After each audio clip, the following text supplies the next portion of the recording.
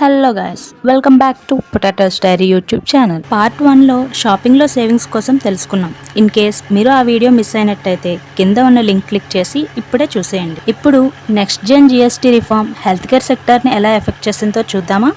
Let's dive into the video next gen GST reforms part 2. ఈ next gen GST reforms వల్ల health care సెక్టర్లో చాలా పెద్ద relief వచ్చింది. అదేంటి అంటే, ఇంతకుముందు మెడికల్ ఇన్సూరెన్స్ తీసుకోవాలి అంటే దాని మీద 18% జిఎస్టీ ఉండేది. కానీ ఇప్పుడు దాన్ని 0%కి రెడ్యూస్ చేశారు.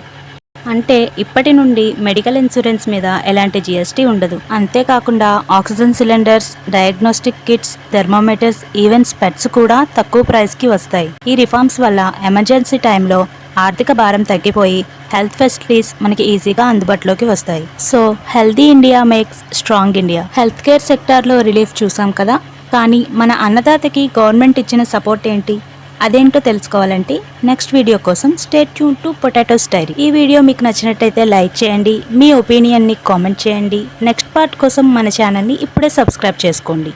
Keep smiling, bye.